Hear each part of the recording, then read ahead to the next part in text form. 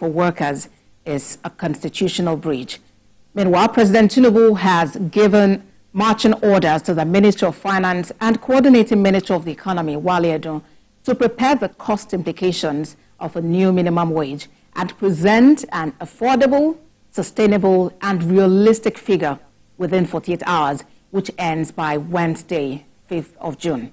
President Tinubu also directed those involved in the negotiation to expedite action so that everything on the new minimum wage can be concluded as soon as possible.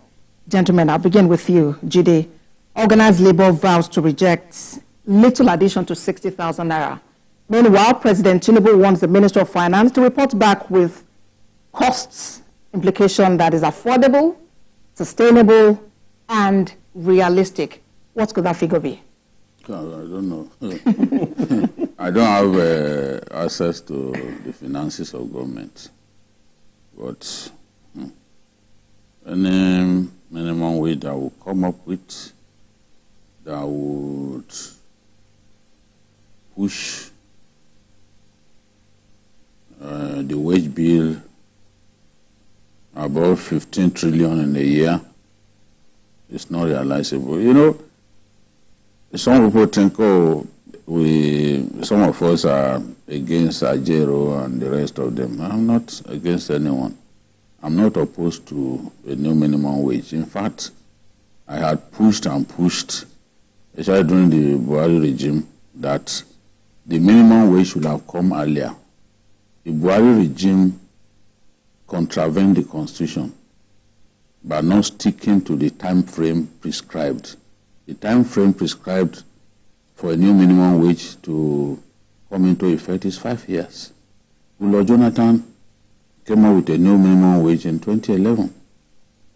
And the next minimum wage that we had was in 2019 or so. 2019. It is. You know? So look how long it took us to come with a minimum wage. And that's why, if within so short a time in the life of this administration, you are already pushing Nigerians into a strike, you compare to how long it took Lord Jonathan to give us, President Buhari to give us a minimum wage. The difference is like night and day. You know? The new minimum wage was due in 2016. It took 3 years after before President Buhari was able to successfully midwife a new minimum wage. And then, in just 1 year of this administration, because if you even calculate from 2019 to 2024, it's just this year that a new minimum wage is due. And you are already setting deadline that if you don't get a new minimum wage at the end of the month of May, that you are going on strike. So you think there should have been more time? Of course. These deliberations take a long time. I don't know how experienced Ajero is in labor matters, because he's a journalist who transmogrified into an electricity worker. I don't know how much experience he has on matters like this, but I know, as a journalist and a historian, that it takes a long while to hammer out a deal once it comes to minimum wage. You see, it's not, if anyone thinks that this thing can be rushed, they are wasting their time. Minimum wage comes with what is called consequential adjustments. It's still part of minimum wage. It's part of what you have to agree. Because every time you come with a minimum wage, every worker benefits. Every worker gets a pay raise. Even if you didn't plan it, you are not going to allow a situation in which the lowest ranked worker begins to earn higher than his bosses. Ideally, minimum wage should be to affect level 1 to 7. This one now will affect higher than level 1 to 7 because we are looking at a percentage increase higher than we've ever seen. Now, what that means is that the consequential adjustment, the payments that you make to all categories of workers, whether they are level 17, everybody will get something.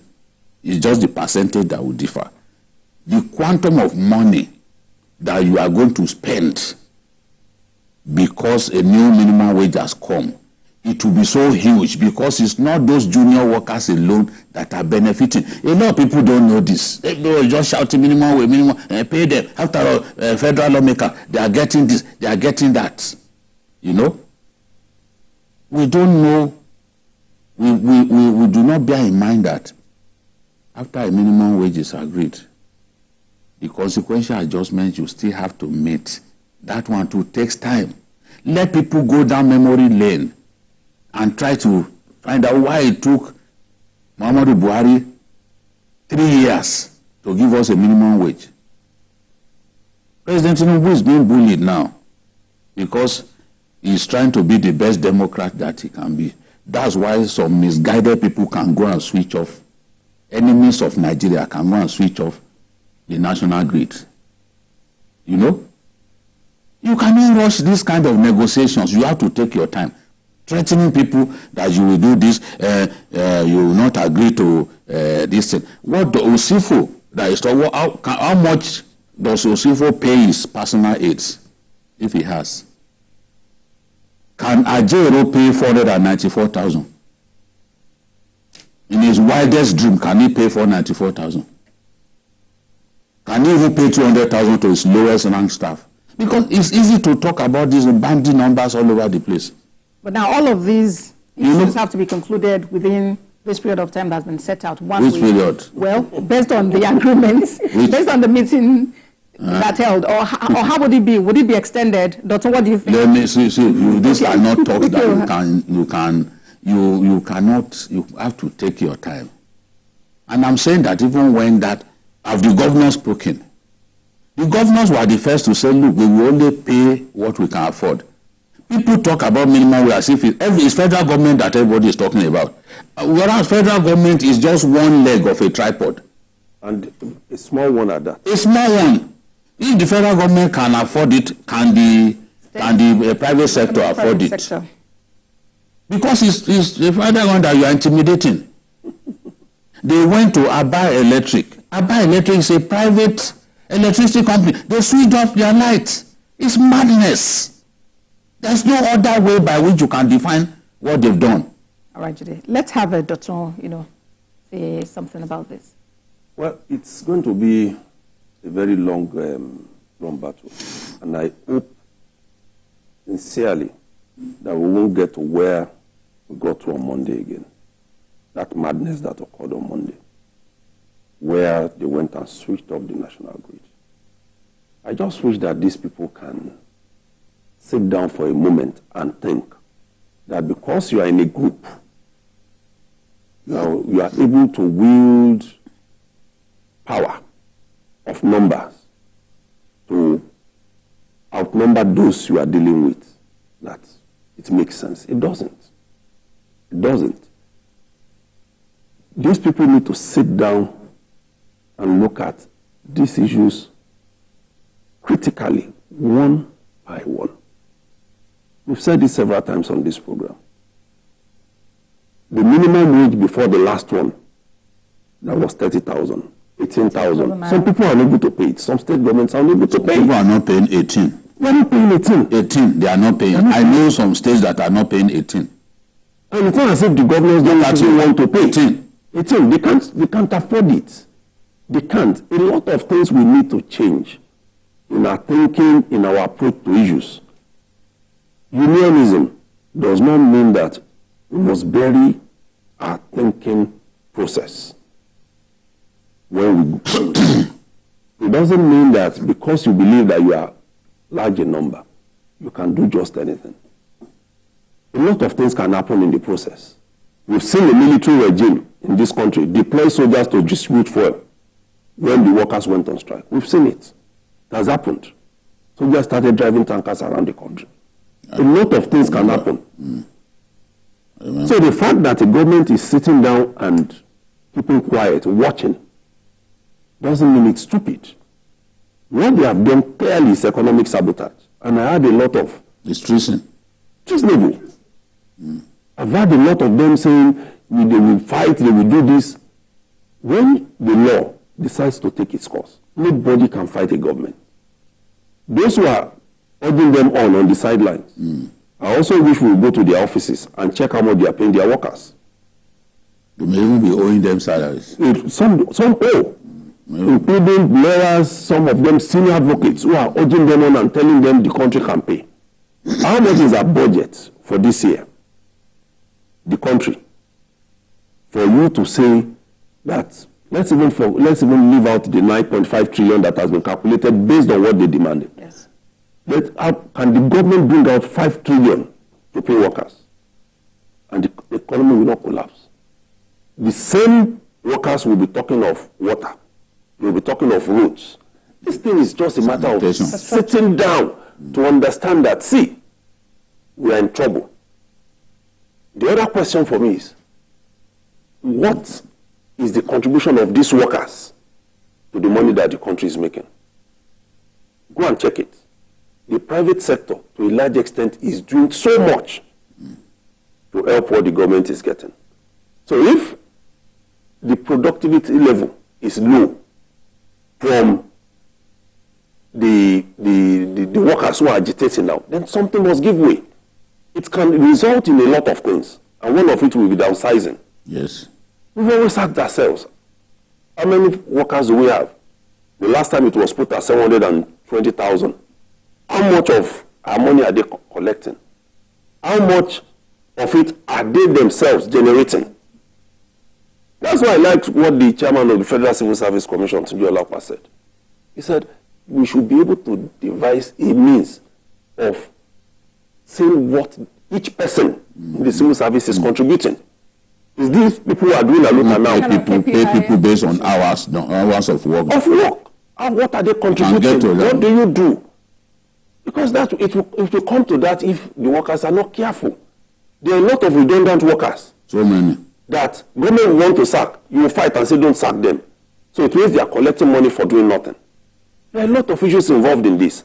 And the workers themselves must sit down. I can see that Osifo appears to be a bit calmer or saner. I'm sorry to use that word than Ajero. Those are the kind of people who should go to this negotiation. It's not people who talk before they reason. Because I saw a lot of the things that Osifo said after they shut down the national grid.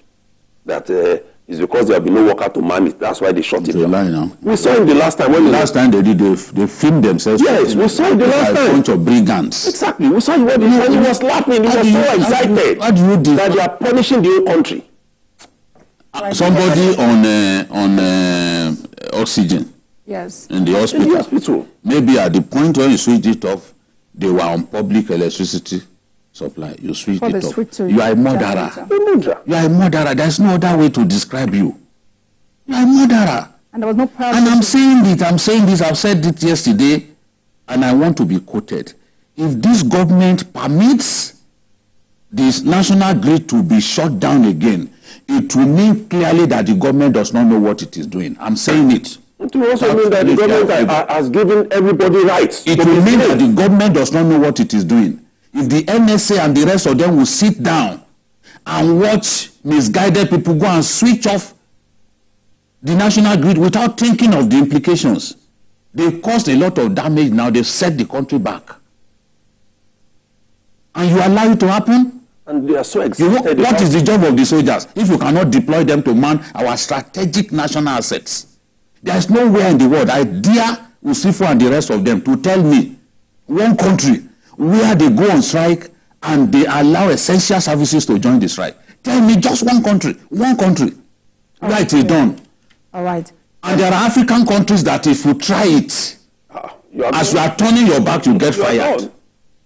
Because people say, oh, there's a lot of things that in Nigeria they dare not do it in another country. Go to Rwanda and try to shut down the national grid, whether you will live to tell the story. All right. Earlier you said something about the fact that some of these workers, these agitators, are pegging this on the emoluments of our lawmakers.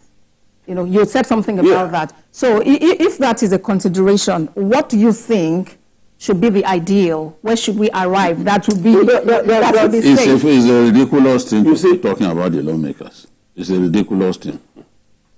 So how do we watch the cost of governance? How do we manage it such that people don't begin to think that the political class is not exactly being considerate, of what they are going through? I don't think. See, when Ashwari Bola met Tinubu took power, his first meeting with governors, that was where he said, we need to give the workers a new minimum wage. I think the following week, after I was sworn in, I can't remember, but certainly less than 2 weeks. So you can't say it's not thinking of your welfare.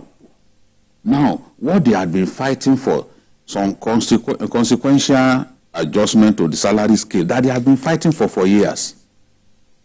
They only gave medical workers and academic staff. He gave to all categories of workers. That was what he did that day, and some of them in the labor union thought he was trying to give them that one in lieu of minimum wage, and they said they didn't want it. When they saw that they had misyawned, they started going around media houses to say, no, that was not what we meant. Whereas we put one of them on air, who was saying, Holy Ghost fire, that's not what we want. We want minimum wage. So if you want minimum wage, does it then mean that other things that workers deserve should not go their way? Or did you behave in such a manner because you saw that only federal workers were to benefit? There's a lot wrong with the way the labor union is run.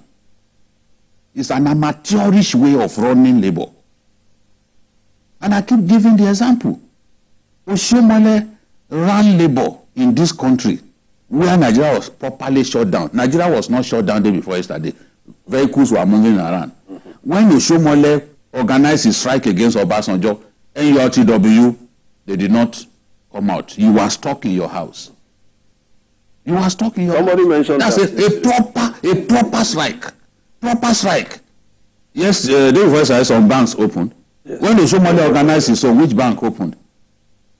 The people who even take you from point to point, the bus drivers, they did not work. They did not work. But he did not have to go and shut down national grid. He was not rascally to the point of going to shut down national grid. And what people try to justify today because a government has chosen to be lenient, they have to think. The greatest labor leader we've had in this country was Hassan Sumonu. He was also African union leader of the African trade unions. He was not behaving like that. Too. I'm old enough to be able to tell his story. And if you say, okay, well, at least Oshomole, even the Gen Zs know Oshomole. And it's not as if you are more stubborn than Oshomole. You are not more stubborn than him. Oshomole has been stubborn. Do you know how many times you arrested Oshomole in the 80s? From his days in Arewa Tex. The office was very close to where I started work as a journalist. I can tell the story. All right. You know? But not to go and shut down grid. You don't shut down grid. If you go there again to try to shut it down, and no Ribadu is watching you, we will call no Ribadu out in this place. All right. It's as simple as that. We won't call him out alone. We will call out the government. You must never get near our national assets and say you want to shut down. Where are you coming from? That's possible. You see, on the issue of the lawmakers, yes, it's always been said here that if they earn more than what they should earn, we should speak out about it. We should be able to justify what they are earning. Sometimes when I also look at what they have, yes, there is a need to talk about it. Some have called for a single legislature at the federal level. I support it. Some have called for part-time, yes, which is good. Because when you look at a lot of them who are in that, none of them are doing nothing. And they are doing nothing. They're just sitting down. Warming their seats. Yes, these are empty. That's why when they take roll call, you see at the end of the day. It's only when they are doing very significant things that some of them show up. Only that. So we need to also. So their constituents, need to ask questions, and perhaps that's the reason. But the same constituents also encourage this thing. They want to collect money from them, so they prefer them to be home with them. As long as you are giving them. Yes, once you are home. If you don't open your mouth to talk in the National Assembly, it's fine. Nobody cares. Once you come home and you wet the ground, people are okay. So it's a Nigerian problem. We need to go back there in reality and look at it. Whether it's going to be one house, part-time, we need to look at it. Because you cannot tell people to endure when you are living in riches. Unfortunately,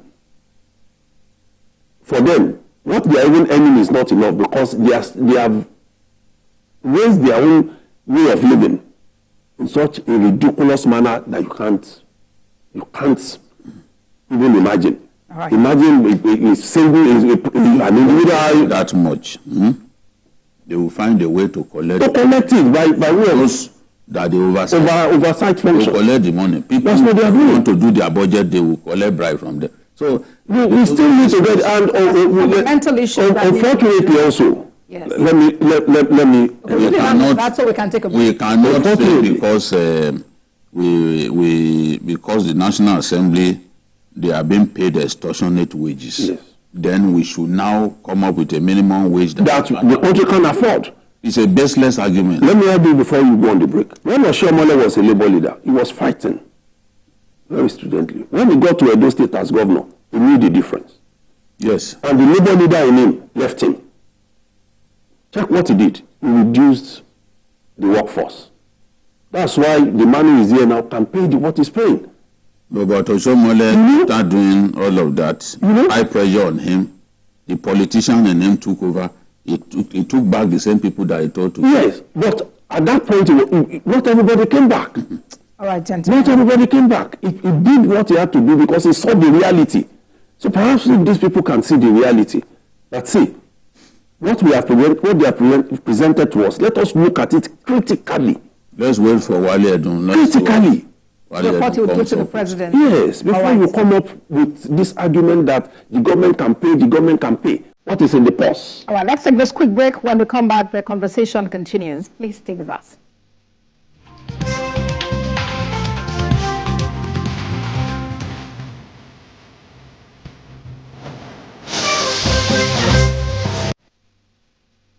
Ibrahim Atahiru Foundation, in collaboration with the Nigerian Army, wishes to announce the launching of the Lieutenant General Ibrahim Atahiru Foundation Scholarship Program to provide scholarship for 50 eligible students in tertiary institutions. Beneficiaries will be selected from command secondary schools in each of the 6 geopolitical zones and sponsored in memory of the late former 21st Chief of Army Staff, Lieutenant General Ibrahim Atahiru. The event will take place on Thursday, 6 June 2024 at Army Headquarters Command Officers Mess 1, Asokoro, Abuja by 10 a.m. prompt. Special guest of honor, First Lady, Federal Republic of Nigeria, Senator Oluremi Tinubu, CON.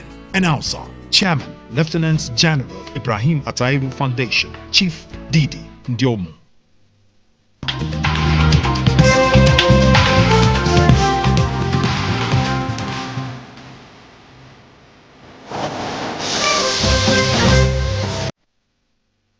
Thank you for joining the midweek edition of Journalist Hangout. We are still talking about the knotty issue of the new national minimum wage for Nigeria. Ministry of Finance and Coordinating Ministry of the Economy is expected to report back to Mr. President on discussions on, the cost that government, has been able to gather and what they can pay. And in the word of the President, what is affordable, sustainable, and realistic as new national minimum wage. How much really can government afford. The government has said it's committed to paying over 60,000 naira.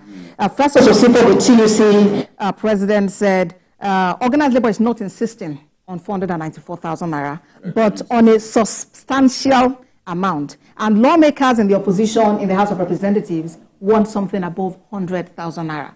I want something above 100,000. In fact, I want 200. Maybe 100, 200. I want 200, but the reality on the ground. If say the reality on the ground will determine that. But how would that? I want to be as close as possible to what I think. Okay.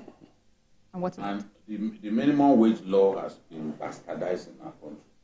But what is the point in saying, okay, this is minimum wage, only a fraction of stakeholders can pay? And it's not a national minimum wage anymore. It's not a national minimum wage anymore. This is not the first time we've had minimum wage. In 1981, we had minimum wage of 125 naira. It was the law. At that time, our currency was stronger than the dollar. That 125 naira was $188. You know? So, a minimum wage is something that is the minimum that any employer of labor should pay his lowest ranked staff. It means that in TVC here, maybe our security or our cleaners, they should not earn lower than that minimum wage. Minimum. In the US, it is every state has its own minimum wage. Yeah. You know, some have minimum wage higher than the national average. You know, it is not a problem for them, but for us in Nigeria, we want something that everyone be able to afford. Not a situation in which, this state is not paying up till now. This state is not paying even 18,000. That's not what we want to see. And the only way to achieve that is to be reasonable, come up with something that you know. All right, Judy. The director says we really need to take a break now. We'll continue on that. Please stay with us.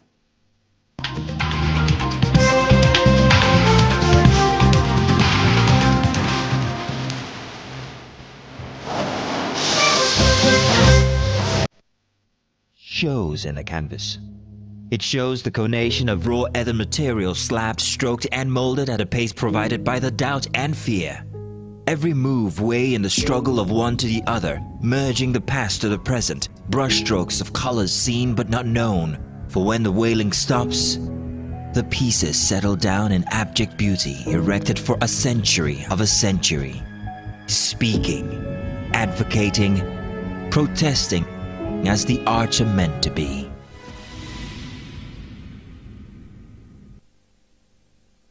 Our planet, our home, threatened by man's activities with fears of mass extinction on the rise. On Green Angle, we examine the issues that affect our environment, seek solutions to put us on track to secure and restore a cleaner and greener world for generations to come.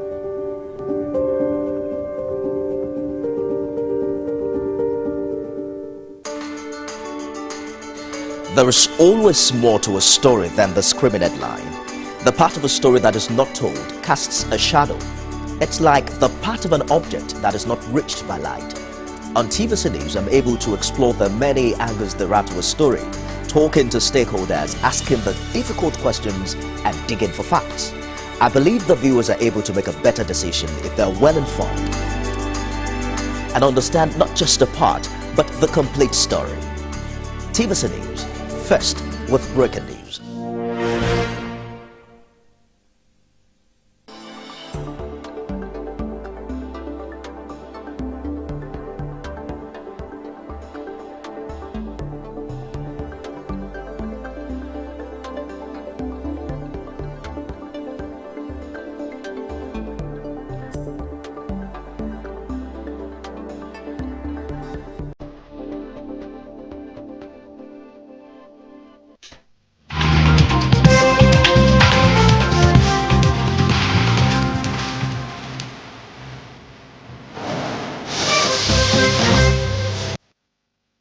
Thank you very much for staying with us. So my guest in the studio, Babadi, wants something a little above 100,000 naira. 120. Okay, 120,000 yes. naira. Dr. Adilo wants 200,000 naira.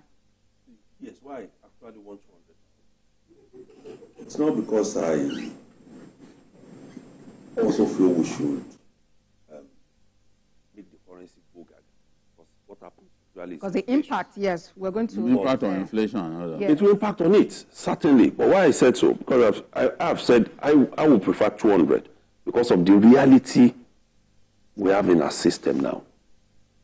But if the government can quickly ramp up all its promises to us, CNG buses, we have a better rail system and all the rest. Yes, we don't need that much cash. What we need is the strengthening of the naira. You just said something about when we had 125 naira as minimum wage. That 125 naira, when I checked before coming to the program, was $188 at that time. Meaning that it was about 60-something naira more in strength than the dollar. So these workers who are agitating now, they also have a lot to do in terms of making the economy better.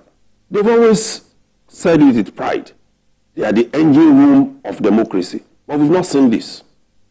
Because despite the fact that only few of them have been in jail for fraud, running government, there is no minister or any political appointee who take decisions without the involvement of the civil service. So we also need them to be able to check some of the loopholes that we have in governance that is resulting in leakages. They should be fair to the country when it comes to workers who are redundant. We've said it a couple of times. Some workers have not done anything to justify the wages they've been receiving in the last 8-10 years. The wage they've been receiving in the last 8-10 years because they've not done anything. Where they are working has shut down completely. So these workers too need to work on that. And then let us have value for our money. That's what we need. When you check it, who are those who sabotage the economy? Is it just the politicians? No. When you go to banks, which also have its own union, UBFE, which has this, which has senior staff in this, how do they get dollar in and we cannot find it on the streets? They are the ones. So they should begin to talk to themselves so that we can have something realistic, something that can take people home, and not that the salary is finished before they even get home. That's my own point. Right. It will be difficult for us to go that far now. I know, certainly now. But over time, we can get it up to that once these things begin to fall in place. If I can do transportation, say from here to Ibadan, I'm sure I'll get a train that is going to go my direction, stop me close to where I'm going. And I can go to Ibadan and come back with 500 naira. Government built its own houses, mass housing, and they can force landlords who are taking 2 million naira for 3-bedroom flat in certain areas of the town to come to as low as 200, 500,000 naira. Those are the things that we should be working on, because without bringing down the costs of goods and services, what we are going to do by increasing salaries, introducing inflation. Exactly. A landlord who hears that you have been paid more will increase salary. The market woman. But it's just that one is just for me. It makes no sense to simply go and increase prices of goods. But that's what happens. That's what happens to us. It's not a culture. Inauguration day, the president announced culture that is good. It is not at all. How do we change that? Everywhere in the world, workers get salary increase. Yeah. Except where labor is weak. Workers will always fight for their rights. You ask for increase in salaries, increase in allowances and all that. But it doesn't mean that because workers have had their salary increased, then you should go and increase. I mean, it's unnecessary profiteering. So and if we have a system that works, people should not be able to simply increase prices of goods and services in a manner that inflicts pain on our people. Such people desire to be locked up, And that's why some people are calling for maybe price control or something. Yeah, price control. Because things are getting out of hand. Exactly. People are just doing what they like, selling out. You increase price, and then when you blame the dollar, you blame the sliding, the slide of the naira. When the naira now regains strength, you refuse to bring it down. So this is the thing. We cannot say, because we fear that Yalojas and the rest of them will increase prices of Atarodo and all that, therefore we should not increase worker salary. It is a constitutional thing that every 5 years you must review the minimum wage. It's a constitutional thing until the law changes. Right. So, and we will not say because we fear that these market women will go and increase, then we should not do what the Constitution mandates us to do. It's not even about the fear. It is about the fact that government should be able to intervene in these things, like you said. That's the point. So that we also have to do soul searching. Exactly. Yeah. Everybody must. Government cannot do everything. If on your own you make up your mind to make life unbearable for your neighbor, then you should know that you are not a good citizen. It's not the government that will be going around and be telling everybody that no, but this is wrong now. No. What is your own role as a citizen? Are you playing your role? Are you behaving like a good citizen or an enemy of his country? Who will go and switch off national? All right, gentlemen, we need to touch on another issue now. And like a two-edged sword, hope can be inspiring and depressing at the same time if it's long in coming. The hope of rescuing some trapped miners in Niger State is hanging in the balance. The State Commissioner for Humanitarian Affairs and Disaster Management, Ahmed Suleiman Yumo, has made it known that insecurity and difficult terrain are hindering rescue operations of miners who are trapped in a pit that collapsed in Galadima, Kogo, in Shiroro local government area of the state. According to reports, one person has been confirmed dead, 7 severely injured. Some are still trapped after the collapse of the mining pit. But in a statement, the commissioner said the ministry and other relevant stakeholders are making efforts to rescue the trapped victims. When incidents of this nature happen, that is when we hear of, the emergency management agencies swinging into action, trying to bring in, spearhead rescue efforts and ensure that there is safety. But insecurity, in some parts of Niger State seems to be making this a tough call for even the rescue operators. What do you say about this, Judy? There are about 6-7 local governments in Niger State that are being troubled by bandits. And of all these local governments, the most dangerous bandits are in the Shiroro area. Those are the bandits who have capability to confront the military. People like Dogo Gide, they operate in that area from time to time. They've confronted the military many times. They've even attacked military outposts, set ablaze military outposts, set ablaze their vehicles. They have some capability that enable them to shoot down an Air Force jet.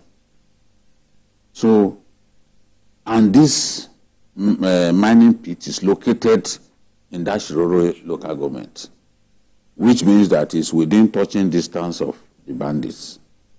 Now, those who want to go and rescue these trapped miners, their lives are also in danger because on the way to the sites, they could be attacked. So you have to think of how to navigate such a treacherous situation.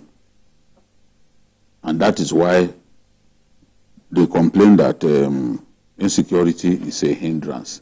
I hope that these guys will not have died before help comes. I remember when a gold mine pit collapsed in Chile, it was a global issue. They were showing it live on CNN. over the number of days that it took to rescue those, and they rescued everybody. It was a day of joy and a day of honor for the country because the country showed up. The president was there at the mining site, to receive the people as they were being brought out of the pit, and a very, very deep pit, So it also reinforces the need for us to take control of our mining sites, because artisanal miners who know next to nothing about this trade and how to do it without coming to harm's way, they are just doing what they want. Nobody is regulating them. The mining sector in Nigeria is hardly regulated. It has taken this minister, Dele Alake, to try and roughen up these guys to let them realize that, no, you can't just do what you like in our country. And that's why we are seeing some level of sanity, but we still have a long way to go. People are still mining illegally, and in the process, they are putting their lives in danger. So I just pray that we will be, these emergency responders that have been drafted to the scene will be able to rescue these guys, and after that, find a way to ensure that these things are done in accordance with best practices, because they said it collapsed as a result of heavy rains. Yes. Of course, they should know when it is safe to continue mining, and when it is safe to come out of the pit and continue another day. It's a tragedy. Indeed. And, key government officials have visited the scene, the Commissioner of Police, Commissioner of Homeland Security, Commissioner of Mineral Resources, and the Commissioner of Police stressed something. He reminded the community that mining activities have been banned in Niger State, and he urged residents to cease such activities to prevent further tragedies. They so banning it, so it has been banned before. It's been banned before, but then how come people operating? There's a company.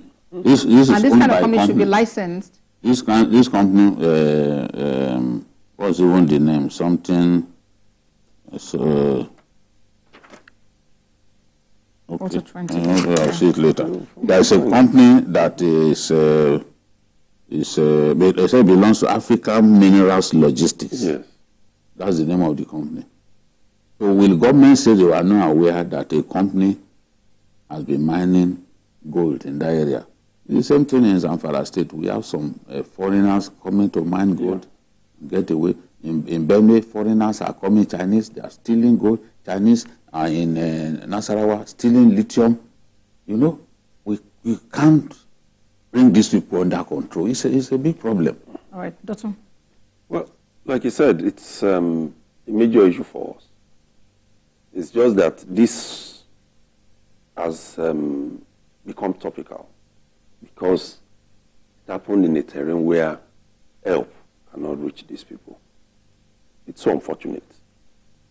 If mining has been banned in the states, like in some other states, but still going on, then it shows that we have a big issue. Like BKO said, there are so many states where people are taking our resources and we've been unable to do nothing. In the case of Niger, just like some other states, you have bandits all around. Though in the case of Niger, it's not been established that these bandits are a part of that mining process, but in some it has been established. If we don't address this issue of banditry, we are going to keep running into the same issue when certain things happen. Look at the time they brought down the aircraft of the Air Force. It was a big issue, even recovering bodies, even recovering the wreckage. So, BQ has a very good knowledge of that terrain. And it's been established that Niger has vast forests that if you are not very insistent, and I'm trying to find the right language to use, you will not be able to monitor it. You will not be able to police it. And that is what is happening. These bandits, they know the in and out of the forest. And that's why they always have the upper hand. They also have equipment that even our own military don't have. People who can shoot down aircraft. People who can afford to use RPGs to be killing. Just like that. It shows that they have the money and they also have the weapons. So before any disaster comes, we also need to move into some of these areas and dislodge these people. We must give kudos to the armed forces. They are doing the best they can. Yeah. Because really when I see some videos and I read some stories, I close my eyes and I pray for these people. Because what they are doing is huge sacrifice. And I pray they will be able to resolve this also. Because we need them to move in there now and be able to get some of these guys out if they are still alive. And I pray they are. Yeah, that prayer is very much needed, And we know that the governor has also been very heavy and, outspoken about his drive for agric, trying to ensure that the state takes agriculture more seriously. So perhaps also that could open up the state, open up, those farmlands. Are they farmlands now? Open up the forests, to some level of civilization. What do you think? We have a forest reserve, that place. It's called the Kanji Lake National Park. It's a very vast expanse of land. And in the past, it was a tourist attraction. Today, bandits are taking over the place. The same way that we left the Sambisa forest unattended and Boko Haram found use for it. Sambisa forest was where they used to train Abacha's BGs in those days. That's a network of bodyguards. Now, after the military era, it was abandoned. Boko Haram found a use for it. Today, when you mention Sambisa, people remember terrorism, people remember Boko Haram. Yankari Games too is gone. That it used to be a forest reserve. So it's the same thing with the Kanji Lake National Park. Bandits have taken over. The forests that we left unattended across our country have become a veritable home of bandits, from where they launch attack on innocent Nigerians. And these bandits, because a good number of them used to be herdsmen, they are familiar with the cattle routes. So those cattle routes can take them to any part of the country that they want to go to. So you, the ordinary security man, you don't know the cattle routes. They are familiar with the cattle routes. So it is through those cattle routes that they get to anywhere they are going to.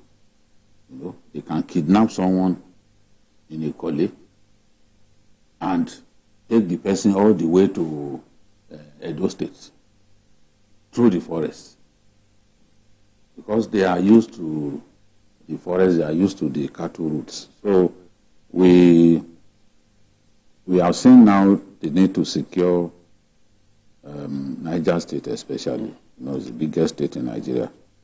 Because when things like this happen, and we need to be there for our people because of insecurity, because it's difficult to even help people in need. So the terrorism that bandits have been doing in the Shiroro area of Niger State, many people have left their communities for them. Some are being held captive in their communities and being made to pay, what Yorubas call Isakole, in their own community. Farmers must pay before they can access their farms, So, and the question is, how much longer can our people continue to take this pain? You can see food prices on the rises because people can access their farms. And those who can access, they have been made to pay hefty taxes. by these bandits and Boko Haram elements. So why would it not affect food prices? And then, of course, the numerous checkpoints along highways, so many of them, and the cost of diesel. Cost of diesel is killing.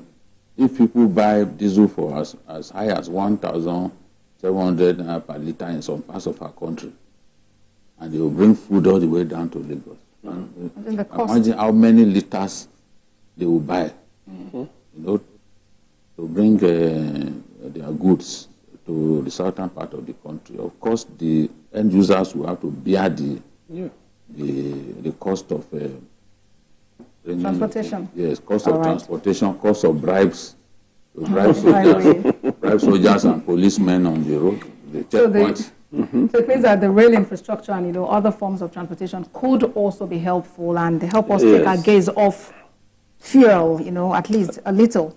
Apart from even the fuel.